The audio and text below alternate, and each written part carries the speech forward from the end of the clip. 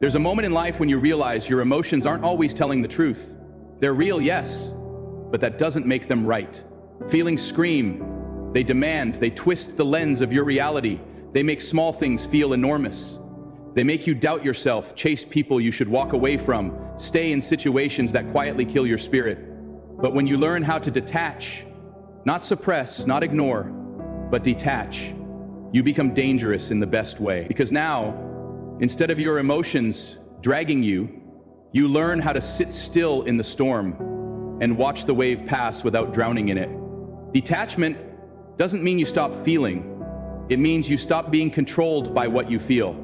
It means you notice the emotion without letting it define your reaction.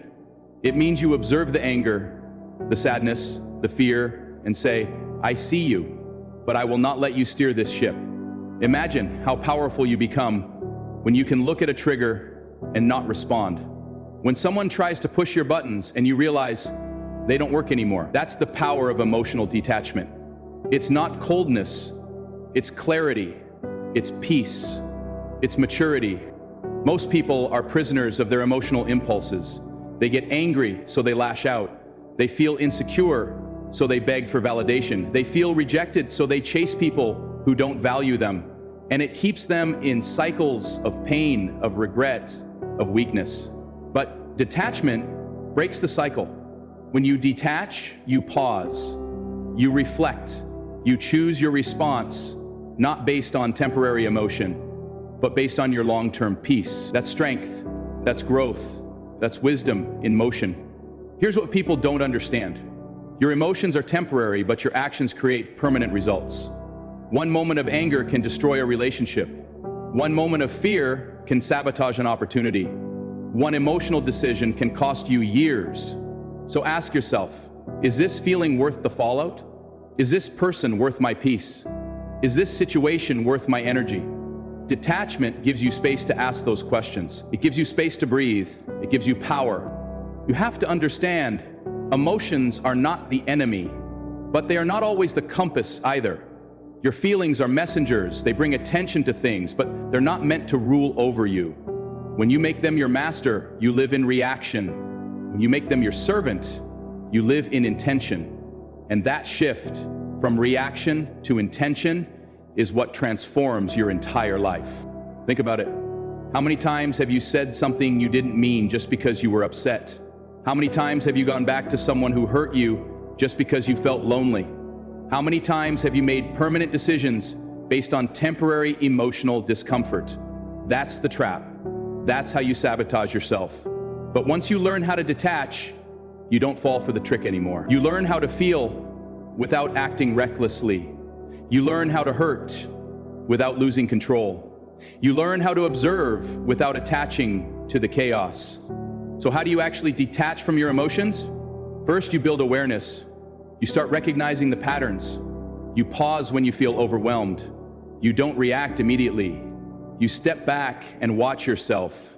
You label what's happening. I feel angry. I feel afraid. I feel jealous. Labeling an emotion gives you power over it. It's no longer a wave pulling you under. It's a signal you can observe. Then you ask, where is this emotion coming from? Is it based on facts or fear? Is it about this moment, or is it triggering something from my past? Is it asking me to act or to learn? Next, you learn how to breathe, literally. Deep breathing shifts your nervous system from fight or flight to calm awareness. When you breathe deeply, you disrupt the chemical rush of anger, anxiety, or panic. You remind your body, we are safe, we are in control. This emotion is not life or death, it's just data.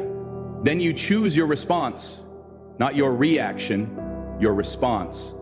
Because now you're not drowning in the emotion, you're holding it, you're looking at it, you're deciding what action aligns with your values, your peace, your long-term vision. Sometimes that response is to speak, sometimes it's to walk away, sometimes it's to say nothing at all, but it's no longer emotional chaos leading the way, it's you. The truth is, detachment requires discipline. It requires you to get comfortable sitting with discomfort instead of escaping it.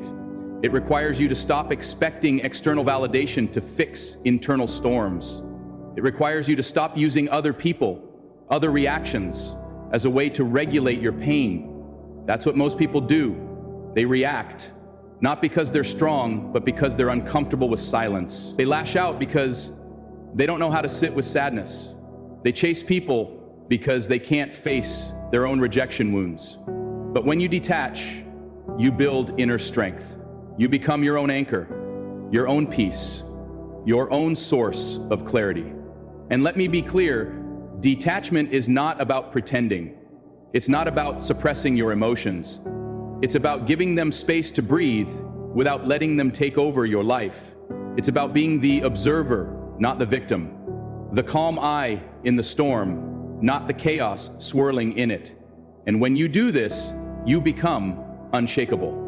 Life will try to provoke you. Life will throw tests your way. Emotions will rise. But you'll feel the wave and let it pass. You'll stay grounded. You'll stay intentional. You'll stay powerful. Because you know your worth is not dictated by your moods. Your peace is not at the mercy of other people's behavior. Your energy is sacred, and not everyone deserves a reaction. Detach from the impulse to explain yourself to everyone. Detach from the need to be liked. Detach from the belief that every emotion needs a response. Some feelings just need to be felt, honored, and released. Not everything is a battle. Not everything is worth your energy. Some things just need silence, distance, maturity. And you'll notice something beautiful when you begin to live this way. Your life becomes lighter. Your mind becomes clearer. Your relationships become stronger. Because you're no longer operating from desperation or reactivity. You become someone who can be trusted, not just by others, but by yourself. You trust yourself to remain calm, centered, clear. You trust yourself to handle life with grace, even when it gets hard. You trust yourself to honor your feelings without letting them destroy you. That's real emotional mastery. Not perfection, but presence. Not numbness, but wisdom. You still feel everything, you just don't act on everything.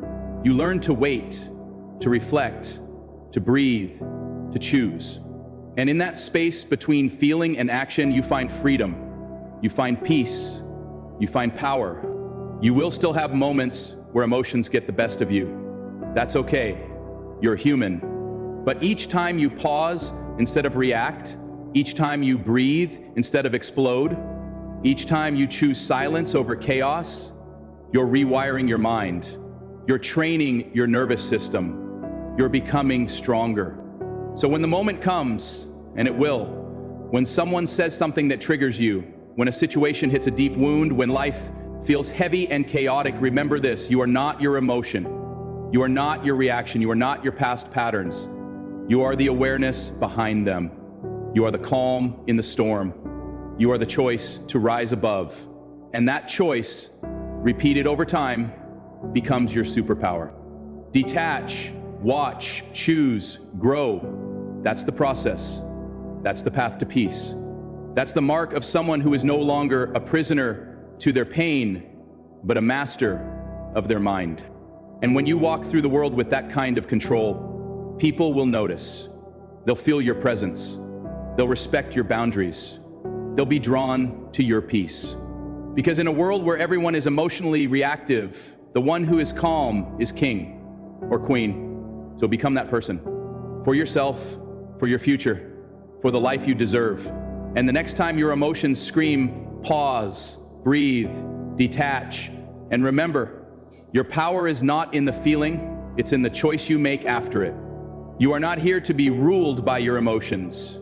You are here to rule them with grace, with strength, with intention. That's what makes you unstoppable.